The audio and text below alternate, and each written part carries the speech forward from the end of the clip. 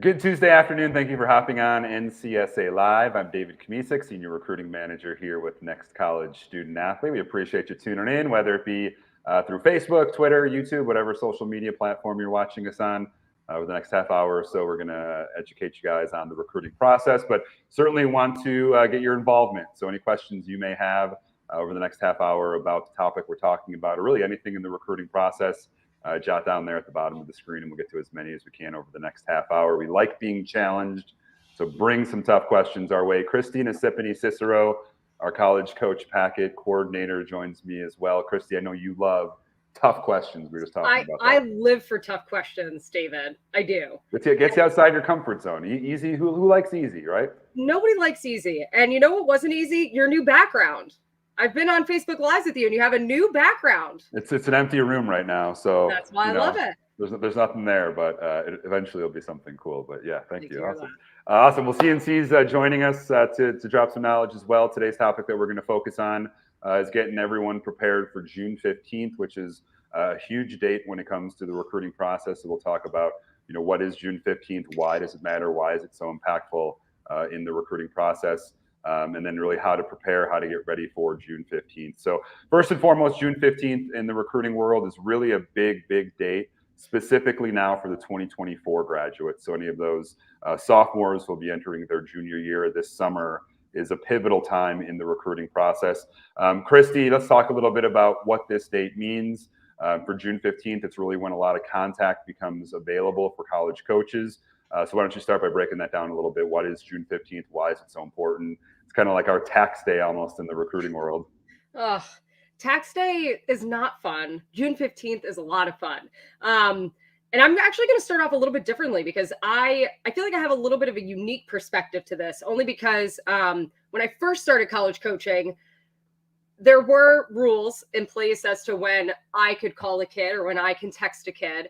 But I'm sure, as everybody kind of noticed, a lot of NCAA rules have recently shifted, mainly because there were a lot of 8th, 9th, and 10th graders that were committing. I was definitely involved in that. I offered an 8th grader, maybe talked to a 7th grader and offered them full scholarships.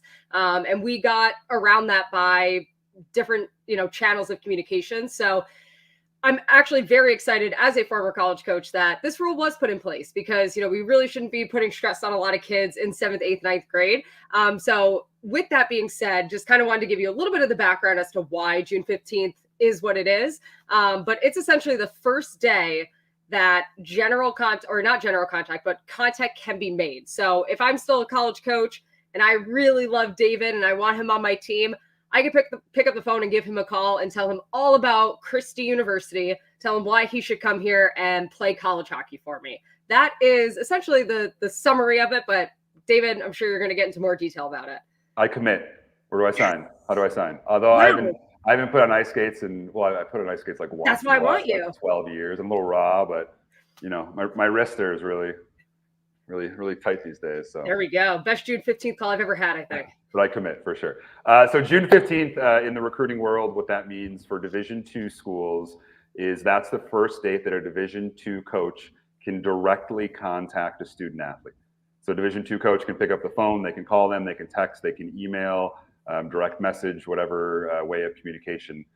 For Division II schools, every sport, June 15th is what initiates that personal contact. So again, if you're a 2024 prospect right now, you're finishing up your sophomore year of high school, June 15th is the first date that Division II coaches can directly call you. June 15th also has an important date when it comes to Division I schools. A lot of sports is when the contact period begins, is June 15th for Division I schools as well. There are certain sports that is September 1st. Our website, ncsasports.org, has a great list of all the dates in sports in terms of what that contact period can really begin. So again, that's when the direct contact can begin. Christy, I think it's important to talk about what happens prior to June 15th. So if you're a freshman in high school, a sophomore in high school, that doesn't mean that coaches aren't recruiting. It doesn't mean that they're not able to send information. It's just a different type of communication that can be happening prior to June 15th. I mean, you kind of took the words right out of my mouth, so I don't know how much I need to speak right now, David. But yeah, at the end of the day, just because June 15th exists, or taking in men's hockey, for example, they start on January 1st, recruiting doesn't just start there, right? June 15th for recruits, that should be like, I need to prepare myself as much as I possibly can for that date. So whether you're 7th, 8th, 9th grade, or maybe you're just beginning the, recruiting process, and it's, you're beginning your sophomore year, you want to get on college coach radars, right? So just because June 15th exists doesn't mean that that's the first day that recruiting starts.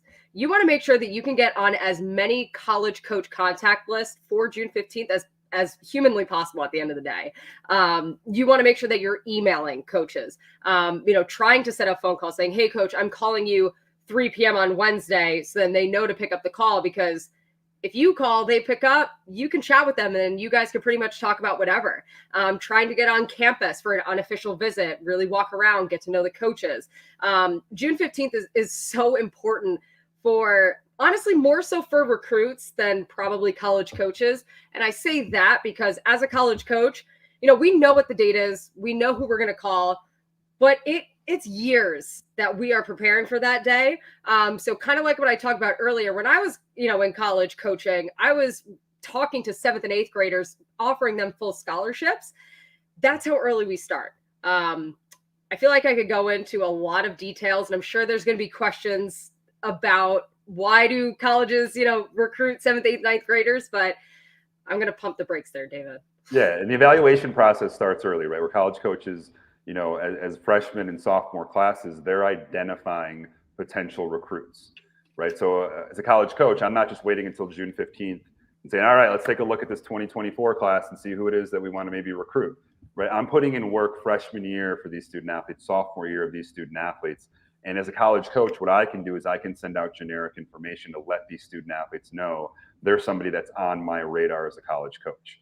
So I can send a camp invite, a questionnaire, a generic letter through the mail, through email to these student athletes. So that's a good sign if you're getting that as a freshman or sophomore. If you're not getting that, all it really means is that you are not on a college coach's radar at the moment, but that can change. And I think an important piece that Christy talked about is these are the dates that when college coaches can directly contact a student athlete. But as a student athlete, freshman year of high school, your first day that you walk into the doors of your high school, you can initiate contact with a college coach.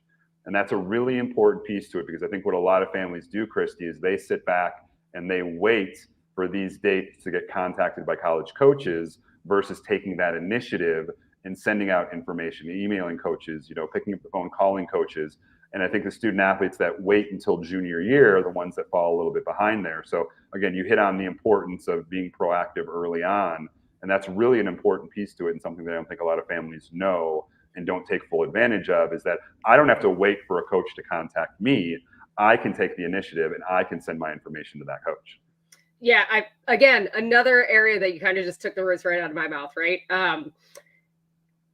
Or will there be spots available if you're a junior, if you're a senior? Yes, it happens, right? Kids drop out, maybe a school or maybe a team and program just needs like one extra kid. But there's no sense in waiting around to do that, right? The earlier that you can start your recruiting process and the earlier that you can start reaching out to coaches, the better. Let's take a scenario. Maybe I'll take myself, right? I committed my junior year. I had colleges speaking to me, not directly, obviously, my freshman year, but I thought to myself, I don't think I'm ready. Like, I could probably hit another growth spurt, even though I'm 5'2". So I know I didn't hit another growth spurt. But I felt like, my game wasn't really there. I kind of want to talk to some different coaches. So I'm going to wait. That was a huge mistake. I ended up committed too quick because I hit the panic button, even though when I was getting recruited, junior year was super early. I still hit the panic button. I ended up decommitting from that school, needing to find another school my senior year of college, or sorry, high school. If I was transferring senior year, there's an issue there. If I had the knowledge that NCSA provides, especially for all of you guys that are sitting on Facebook Live right now, if you're in 8th grade, 9th grade, really 10th grade, start the process. start the process now. There is nothing that says it's way too early. Like David said, you can initiate contact, right? Coaches might not, well, technically they can't. And even if they don't reach out, even if they don't contact your club coach to get some information about you, that doesn't mean they're not watching. I've done it so many times as a college coach where I'm just like, oh, I'm going to keep that kid on the back burner. She looks like a player that I think can develop, and here's the trajectory that I see and envision for her. I'm not going to reach out just yet because I don't want to get her hopes up just in case her trajectory goes really south. But again, that's a prime example of we don't know who's looking at us at all times, right? College coaches are always looking. So be upfront, email college coaches, text them, or not, don't text them, call them, DM them on Twitter. And more importantly, text David, text DK, because he will answer all of your texts. All of them, absolutely. Yeah. We'll give my number out at the end of the show. College coaches. And I think, Christy, if we can get the two box back up real quick, I think what's important to note too is how does the process work for college coaches, right? We hear about the board. You have a big board of prospects that you're kind of keeping an eye on, and you may have in the hockey world, 50 defensemen that you've evaluated or identified as a freshman or sophomore. So June 15th hits as a college coach. You're calling your top recruits. What does that process look like from the college coach side? What does that initial conversation even look like? Yeah, so I guess I'll start off with what happens and what this board is. So every coach, I don't care what sport, what division level, we all have either on our NCSA coach account we're logging into, we have something called the recruiting board, which, we'll show you guys here in a second, or I'll say or because it's probably both. We also will have just a giant whiteboard of, hey, here are all the tournaments that we've been to throughout the last couple of years, the last couple of months, heck, even last couple of weeks. Here are our top prospects, essentially evaluating. And mainly for the underclassmen, obviously, we're talking about June 15th. Our boards definitely go out until senior year, just in case, again, maybe somebody pops out. We want to keep somebody on our board. But really just focusing on this June 15th, who are we going to call? What are we going to do? On NCSA, I obviously work with our coach packet department, but I was with our college coach relations department. Here's a little quick example of what the coach account looks like. We make it incredibly easy on coaches to search for kids by name, or even just do a generalized search for student athletes. So let's just take this example that's going through. Maybe I am in the Northeast. So we're going to say that, I'm looking for 2024s in the Northeast. I'm looking for a middle hitter. College coaches can basically just search for that and then go ahead and have a list of kids. Now, what they can do is they can follow a student athlete. So, so let's just say Jayla here, we follow her. That student athlete's going to get notified. And more importantly, that college coach is also going to receive notifications about whenever Jayla makes an update to her profile. And they're also put on, as you see here, their recruiting board. Every college coach's recruiting board looks different. Obviously, our NCSA demo account, we follow tons of kids because we want to commit everybody to NCSA. But at the end of the day, college coaches, everybody has a board, right? When I was coaching, if I genuinely wish that I knew about NCSA, and I've actually told my former coworkers definitely hop on, but we had a big whiteboard and then we had something online as well. A lot of college coaches are genuinely utilizing NCSA for a recruiting board. You can put in different lists saying, hey, here are my 2023 centers, kind of just sticking with the hockey route. And we are just constantly keeping notes on you guys. What's her body language like? How did she play in this tournament? If she had a bad game, how did she bounce back? And we are shuffling names up and down the board constantly. And even if somebody stays at the top, we're writing notes like, can she get knocked down? If she were to get knocked down, what would happen? Who would be able to replace her if something bad happens?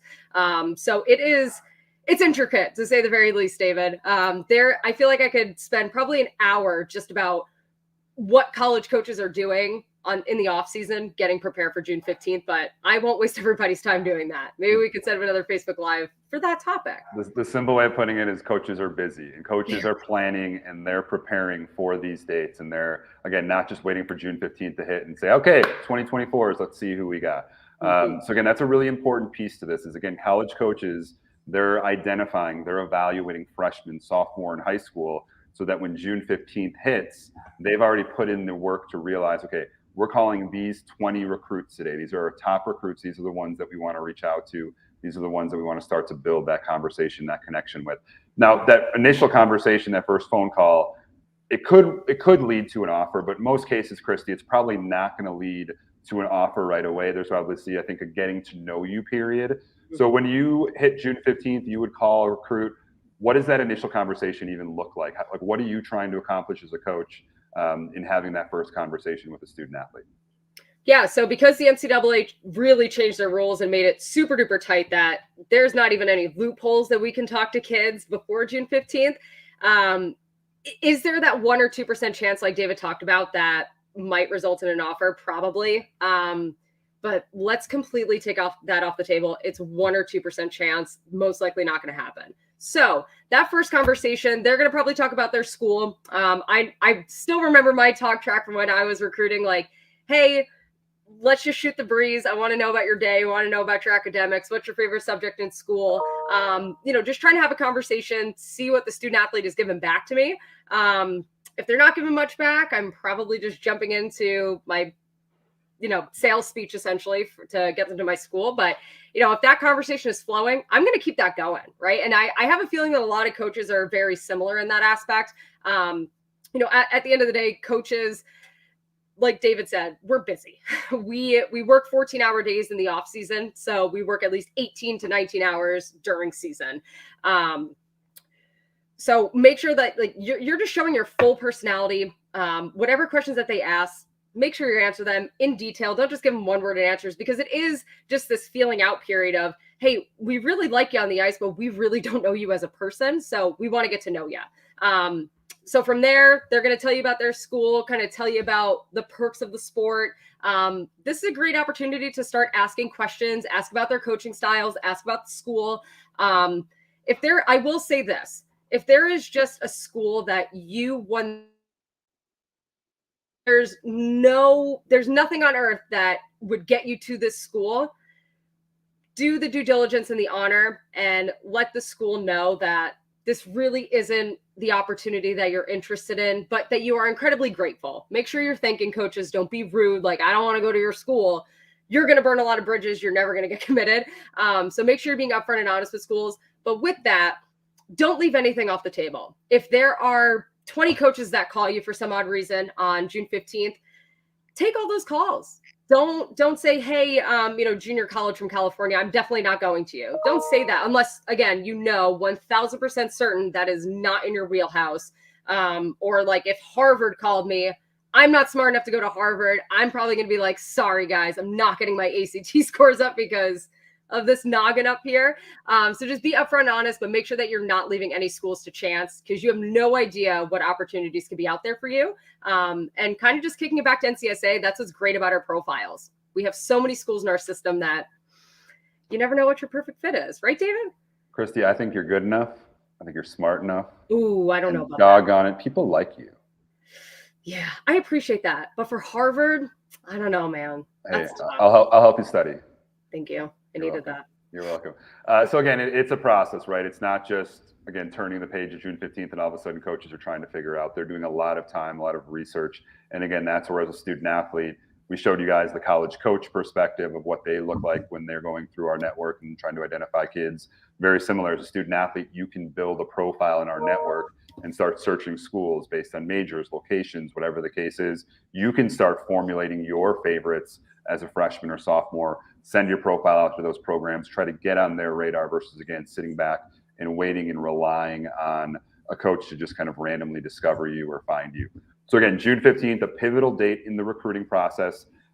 It's important to note that for Division III schools, NAIA schools, and junior colleges, these rules do not apply to those schools. So Division IIIs, JUCOs, NAIAs, they have the ability to directly contact a student athlete at any point during the recruiting process. Now, typically those schools are a little bit later in the process, so the D1s, the D2s will be a little bit more aggressive than the Division III or NAIA or junior colleges. But again, for Division II schools, June 15th, every sport is when the floodgates open in terms of those coaches being able to directly contact you.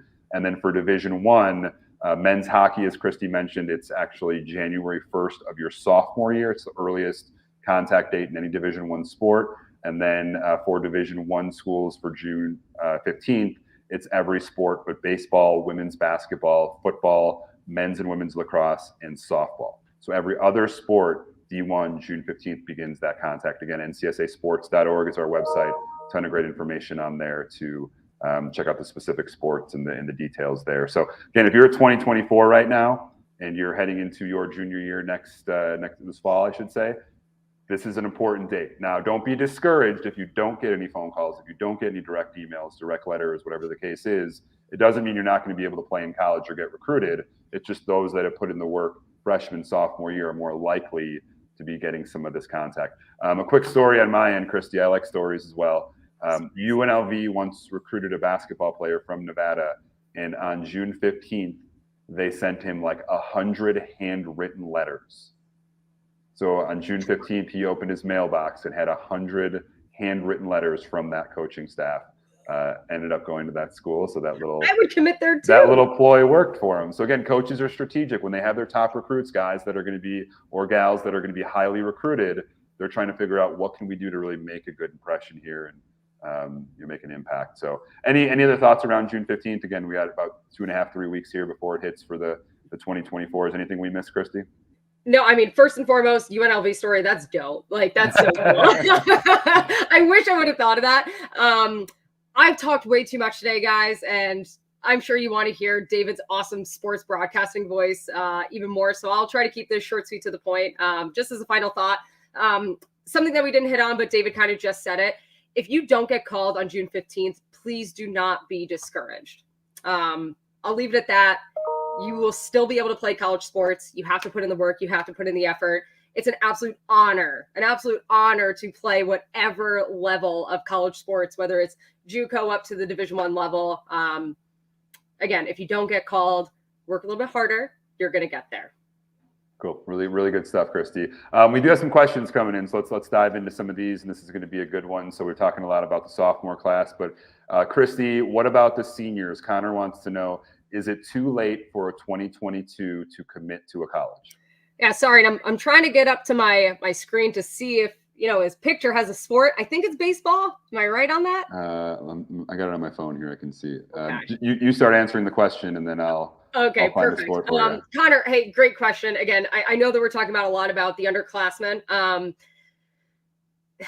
It's a bit of a slippery slope. And that's really why I was trying to kind of find your headshot to see what sport it is. I think you're baseball. If you're not, I am incredibly sorry for this.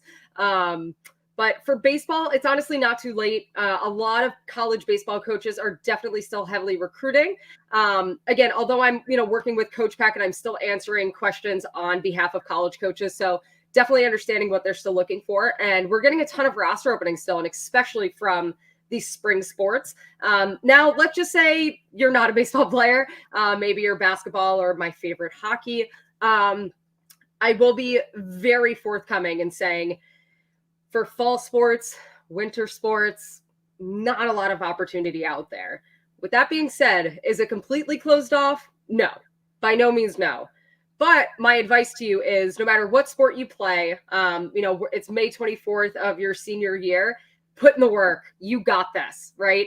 If there are certain schools, put some schools into buckets saying, hey, this is where I really want to go, and then kind of go down the list, hop onto your NCSA profile, start to make a list of my colleges and your favorites.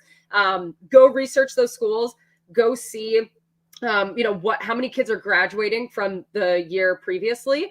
If they have posted a press release of the number of kids that have committed and who is committed, that's going to be super helpful for you. Send in your email saying, hey, I know you committed, 9 kids, you lost 8. Here's what I could bring to the table. I know I'm late to the game. Are you willing to add a 10th? And just be very direct in your emails, making sure that you are doing your research, your full-blown research. So then coaches know hey, this kid actually is pretty interested in our school. He knows what the deal is. Email them, call them. They could pick up the phone unprompted and talk to you because you're a senior. So a lot of words that I just thrown your way, even though I still don't know what sport you play. But at the end of the day, hop in your NCSA profile, make sure you're emailing and calling coaches. It is late, but it's never too late. So hit the phones. You got this. Yeah, and I think what's important too is you have to be realistic at this point, right? If you're looking to play at a D1 school or D2 school, even at this point, probably not very likely. You have to be targeting probably junior colleges or smaller schools. But like Christy said, it's important to be realistic with what you're doing, but you got to get on top of things. And again, we receive roster openings from college programs, so and having the NCSA profile is a big help because you can see what schools are still looking for players. And we still have coaches reaching out to us every day this month, still requesting information on the senior class. So, but again, you've got to be realistic. You've got to really cast that net wide in terms of location, in terms of whatever the case is. But there still is opportunity out there for seniors. Again, you just got to really get the bull by the horns here, so to speak. Got another question here from Mark. If an athlete is really good in all subjects except for one, should she give up on playing college softball, even if she's a special talent and plays exceptionally well? Christy, I don't know about you. I was not good in more than one subject for sure. I think the majority of student athletes are not the greatest here. If you're struggling in one class, that should not have any impact on your desire to play a sport in college. It's not going to ruin your chances. Can we talk about the mentality though of this question? I wish more. Yeah. I'm about to go off tangent. Like I'm about to go off key. Like no script, no nothing. Like this is sick, David. I wish more kids would be like, listen, I'm struggling in this area. Am I going to be able to play in college? What? That's incredible. Like, great question, Mr. Mark. I applaud you. Like, I maybe you're the parent, or heck, even if you're the student athlete, that's great. That's all I have to say to that. Yeah. But again, if you're struggling in one class, it's not going to ruin your recruiting, right? I mean, there are student athletes that graduate with a 2.4 GPA and play in college because they're meeting the minimum NCAA requirements. So again, don't fret. If you're doing well in every class but one, it's not going to affect you negatively in the recruiting process at all. And it'll probably help you because you're doing really well in 7 subjects, maybe just struggling in one, where more kids are going to be struggling in more than one question or one subject, I should say. So good one here. All right, we got a question from Jason. I hope I'm pronouncing that correctly. Do you know if the roster for baseball will be back to normal, or will it still be unlimited due to the COVID? So there have been some changes with rules and roster spots and scholarships regarding COVID, the effect over the last couple of years. It's hard to tell what will or won't happen. Again, the NCAA is really the one kind of pulling the strings when it comes to a lot of that. So stay tuned. But we have seen things have kind of gotten back to a world of normal a little bit, more so than the past couple summers. So things are starting to trend in a little bit of a normal direction, but we don't know. But stay tuned. We'll certainly have the information when it becomes available. Next up, we got Lisa's question here. Christy, let's bring you back in for this one. So we talked a lot about June 15th coming up here. Strip it down for us. How do we get on a coach's board before June 15th? We talked a little bit about being proactive, emailing coaches, but what are coaches looking for? What were you looking for in terms of that evaluating of the athlete to put them on your board or not on your board for that June 15th contact date? Yeah, fantastic question, Miss Lisa. Thank you so much for asking. Along with, first and foremost, you have to make sure that your son or daughter, they are reaching out to every college coach that they possibly can. I don't know how old your child is, but make sure that they, like I said, they're emailing, they're calling, they're liking things on Twitter, as silly as that sounds, making sure that college coaches know exactly what tournaments, what showcases, what camps, if you have random league games. If there's a school close by and you're just like, hey, I'm playing this Saturday at 3 p.m., let them know that, because we will make the trip if it's close enough if it's not like a showcase or tournament weekend. David, you kind of stumped me here with some of the things that I looked for in a coach. I like video. Video. Yes. Please send video. We want to see highlights. We also want to see mistakes. If you're not including video into those emails, I'm not really too keen on coming to see you, right? Like, especially if it's a student athlete that I never saw in the past. And this is somebody that we called them write-ins. And it's literally a student athlete who wrote into us interested in our school that we have not seen yet. So that's a write-in. So if a write-in doesn't send us video along with their email, but they attach their schedule, again, if it's not a big tournament, I'm probably not going out of my way to go see them. Like, I'm not going to go drive an hour, in the cold to go see a hockey game on some kid I don't know, right? If it's a tournament, if I can make it to the game, I might do it just to be like, hey, this kid emailed into me. Got to know what she's about. Yeah, I'll definitely go do that. Will I go out of my way? No. Unfortunately, when it comes to college coaches, it's all about convenience. Make it convenient for them. The more you can make it convenient for them, the more likely that you're probably going to get eyes on your kid. Or if you're a student athlete, you're going to get more eyes on you. Put your jersey number, put your tournaments, put your schedule, link out every single possible thing that you can, i.e. your NCSA profile. And probably the most important is your video. From there, that's all up to you. Like I said, so many things, so many questions that you threw my way today, David, that we could spend hours talking about. You know what that is? That's a good question asker right there. It is a good question. Great job, Miss Lisa. Yeah. Appreciate you. And again, video is important because, again, a college coach needs to be able to evaluate your student athlete. A lot of kids look great on paper. They have varsity experience, club experience. Their stats are awesome, but a coach needs to see a student athlete on video in most cases before they're going to come out and see somebody in person or put them on their recruiting board, whatever the case might be. So again, video is certainly an important piece of that as well. We do have one more question from YouTube, so let's get to this one to finish things off. Are there any good signs when a college coach is interested in a 2025 softball player? They view her profile, some have followed. Is this because she is a 2025? Yep. So if you're specifically talking about the NCSA profile, that's really the huge advantage as an underclassman of having your NCSA profile. Because if you're manually or emailing from your personal account, you can't always see what's going on. Did that email even go through? Am I sending it to the right person? Did they look at my email? Did they even look at the video that I sent? Through your NCSA profile, you can actually see this coach has opened my email. This coach has viewed my profile. This coach is following me. So that's all good signs. That means that a coach is engaging. And if they're engaging with you as a student athlete, that's where you as a student athlete can reach out and send that coach an email, maybe shoot them a message. Hey, coach, I noticed that you looked at my profile on NCSA. Just wanted to reach out. If you could send me any information about your program, would love to learn more. Here's my schedule. Here's my whatever. And that's how really that communication begins. Now, again, if it's a Division I or a Division II school, they're not going to be able to directly respond to your email or your reach out, but maybe they respond with something generic like a camp invite or a questionnaire to fill out. And that's where you're starting to kind of, again, throw some logs in the fire, so to speak, and getting people knowing who you are. So again, for 2025, that's a really good sign. That's really a huge advantage of having the NCSA profile. And softball is one of the sports where college coaches, they're identifying kids at the 12U, the 14U level. We partner with PGF, Premier Girls Fast Pitch, a softball organization out in the West Coast. We go to their national championships every year. There are more coaches out there watching 12U and 14U games than watching 16U and 18U games when it comes to softball. So that process is extremely sped up. It's obviously a positive if they're viewing your profile, if they're following you. Again, don't be afraid then to take the next step of continuing to kind of send some information every once in a while, update them on a schedule, or hey, coach, had a great tournament, here's some updated video. Again, they can't personally contact you or reach back out to you freshman or sophomore year, but if you continue to take that initiative without, I would say, Christy, without being annoying by it, don't email them every other day by any means. But again, that's the benefit of starting this process early, and really the huge benefit of having that NCSA profile.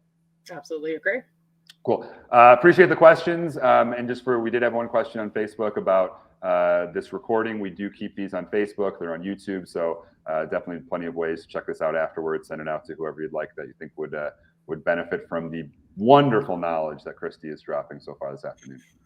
You give me too much credit, Mr. David. Morale. All right, let's get into some of our commitments. As we do every Tuesday, we're going to recognize some of our recent college commitments, student athletes that have utilized the NCSA network. We're going to start in the water with Nash Brandon. Nash is from Honolulu, Hawaii. They signed up with NCSA, got started with us at the beginning of Nash's junior year.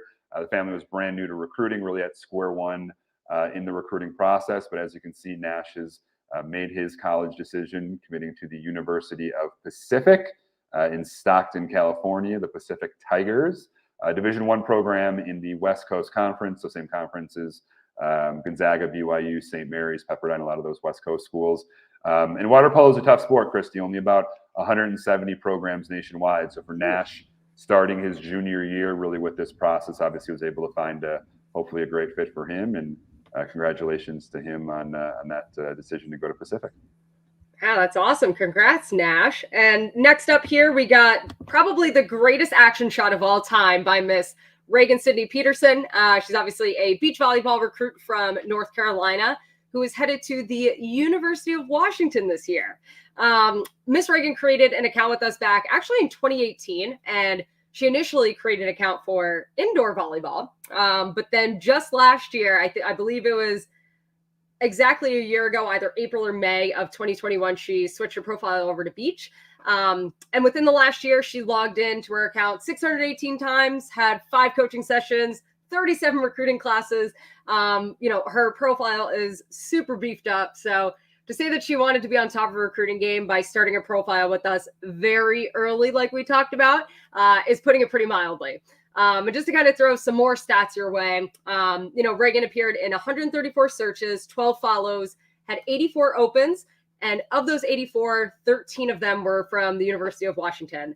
And to kind of top off her commitment, she had a match percentage of 85% with that university. So super excited for her. Congrats, Reagan, and best of luck. That's how I look when I play in my beach volleyball league. I bet. I love just diving all over the place in the sand, right? That's the whole point of beach volleyball, right? All right, last up, we've got Darla Mahoney. Darla is a field hockey student athlete from Rye, New Hampshire. She is actually a 2023 graduate, so just probably wrapping up her junior year of high school here, but already made her college decision. So again, we talk about Division I's being early in the process. So Darla committing to a Division I school, Central Michigan University in the MAC. The Chippewas, the Central Michigan Chippewas. Darla and her family got started with NCSA at the beginning of her sophomore year. Had a ton of activity, had 166 coaches view her profile, a number of Division I schools included in that. She exchanged nearly 500 emails through our network with college coaches as well. So getting some athletic money from scholarships, getting some academic scholarship money. So well-rounded student athlete who, again, took the right steps early, prepped during her sophomore year, was really able to capitalize on the communication and conversations junior year. And now Darla's heading into her senior year here in a few months and has that kind of weight off her shoulders. So she's already made that college decision. So certainly congratulations to you, Darla, and congratulations to all 3 of our commitments today. But June 15th, again, important day, Christy. We're looking at 22 days from today. So again, a lot of steps if you're 2024 that you can be taking. And again, knowing the college coaches, things are going to get pretty crazy. But again, even if you're a 2025, right, think about it. You have really a year and some change until this starts happening for you in your class. So definitely the preaching that we're going to do is start this process early. Get yourself on as many coaches' radars early so that hopefully when June 15th hits, phone's blowing up a little bit, emails hopefully blowing up a little bit. You're starting to really capitalize on having some conversations with college coaches, which, as you said, Christy, can be fun, but also intimidating at the same time. It's fun. Have fun with it, y'all. Have fun. Cool. Awesome. Christy Nasipany Cicero, we appreciate you dropping knowledge. Always awesome to get a chance to hang out with you and spread some of your wonderful experiences in the coaching world and the athletic world as well. But we appreciate everyone tuning in. NCSA Live, we're back every Tuesday, 2 p.m. Central. Again, our website, ncsasports.org, so go ahead and check that out. If you have any questions or want us to reach out to you individually to have a specific conversation about your student athlete, also drop us a line. That's what we're here. We've got a team of wonderful people like Christy that help families every day. So let us know what we can do to help out. But hope everyone has a great rest of your week. Enjoy the rest of the month. And we're back here. It's the last day of May next Tuesday. So take care.